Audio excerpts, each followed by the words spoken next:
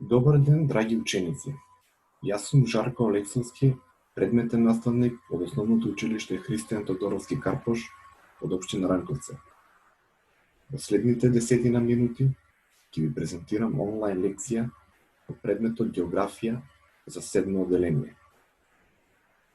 Денеска на репертоар ученици е втората лекција за оваа учебна година, тоест граници и големина на Република Македонија. За да успееме да ја ревизираме оваа лекција, на сите вас ќе ви биде потребно пенкало, тетрадка и карта на Република Македонија. Ако ги имате потребните атрибути, може да започнеме. Лекцијата ќе ја започнеме најпрво со разговор со вас ученици за тоа што е граница и за што служи таа. Потоа, секој од вас поединечно ќе треба да ја наблюдува картата на Република Македонија и да опише еден граничен премен во кој поминал досега.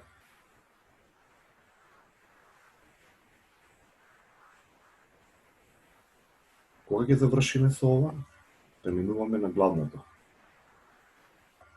Значи, ученици, Република Македонија е дел од етничка Македонија, која зафаќала површина од 68.451 км². Еве ги тие граници на етничка Македонија.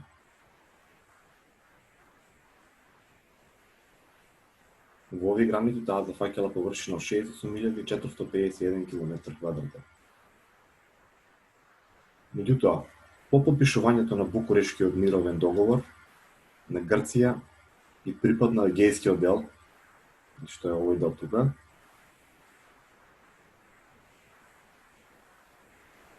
со големина од 34.411 км², на Бугарија и припаднал Пиринскиот дел,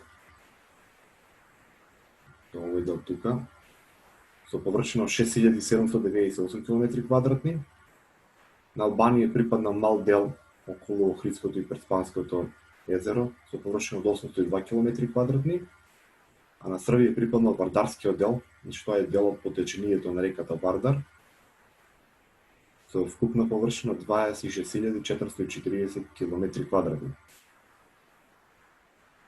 Значи да повториме, на Грција припаднал најголемиот, значи Егејскиот дел, со површина од 34.411 км², на Бугарија припаднал Пиринскиот дел од 6.798 км², на Албанија припаднал најмал дел, тоа е 802 км², и на Србија Вардарскиот дел од Македонија, по течението на реката Вардар, со површина од 26.440 км².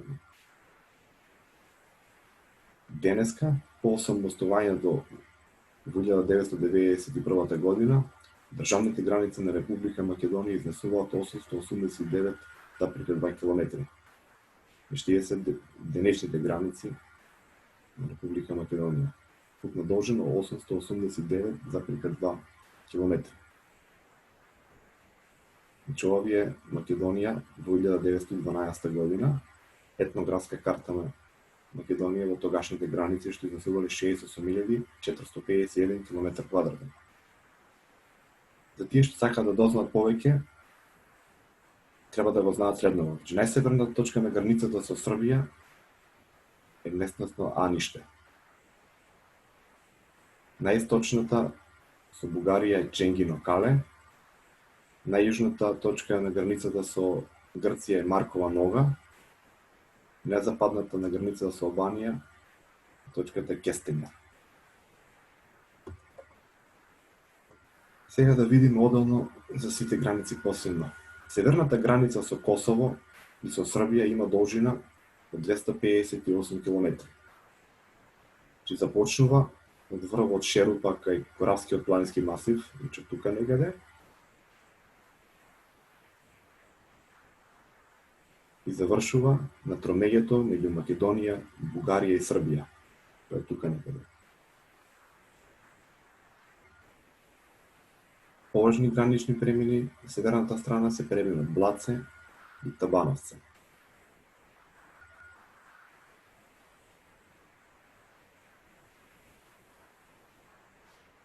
Источната па граница има должина од 178 км.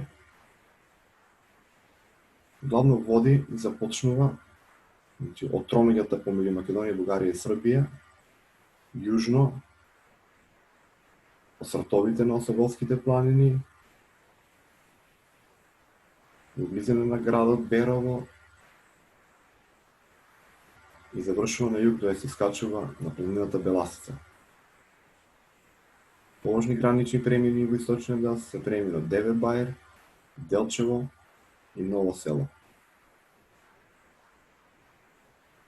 Сега туку ученици имате нешто што треба да истражите и да знаете. А тоа е кој ги чува нашите граници и зашто е тоа важно и што е легално, а што нелегално преминување преку граница. Што сите ги треба да го истражите и да го презентирате пред вашиот предметен наставник. Сега продолжуваме со јужната граница кон Грција. Ова е граничната линија на јужната граница.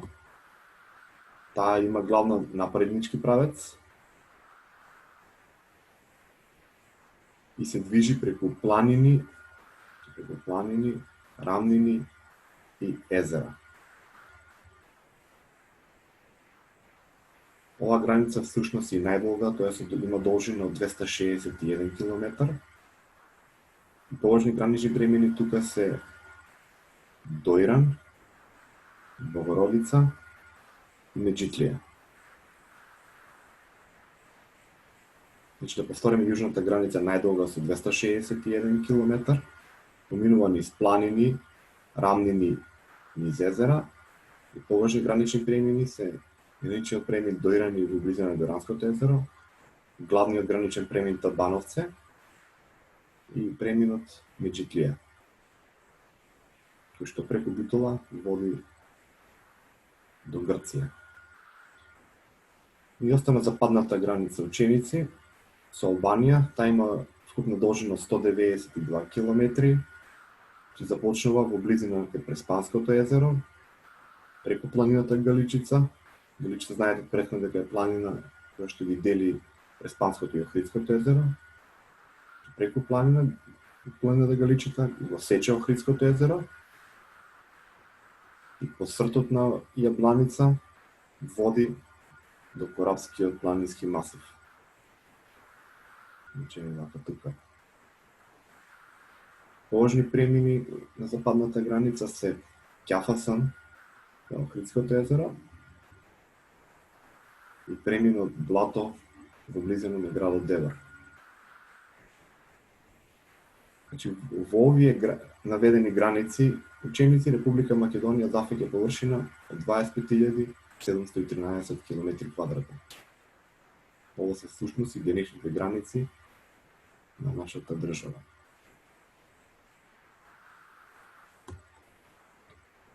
За крајот ова лекција, како од сите претходни лекции ученици, ќе треба да го стопирате ова видео, да ги запишете овие 5 прашања во вашата тетрадка и да дадете соодветен одговор. Значи, кои се највисоките планини и најдолгите реки во Република Македонија, колку површина имала Република Македонија во нејзините етнички граници, да ги наведете границите и нивната должина, колка е површината на Република Македонија денес и каква е разликата меѓу етничките и природните граници. Ќе слушате внимателно мојата видео презентација, ќе ги запишете овие 5 прашања во вашата тетрадка и ќе дадете соодветен одговор. Исто така ќе имате и за домашна задача на карта да ги следите природните граници на Република Македонија и да објасните низ кој и низ какви релефни објекти поминуваат тие.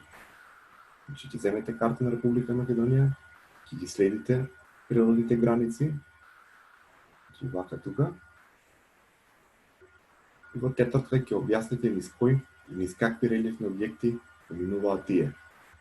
Дали се планини, реки, езера, рамнини, низини и останато. Кога ќе одговорите на прашање и кога ќе ја завршите оваа задача, ви ученици успешно се ја реализирале денешната лекција. Ви благодарам за издвоеното време. Се слушаме во некои следни прилики. Поздрав за сите!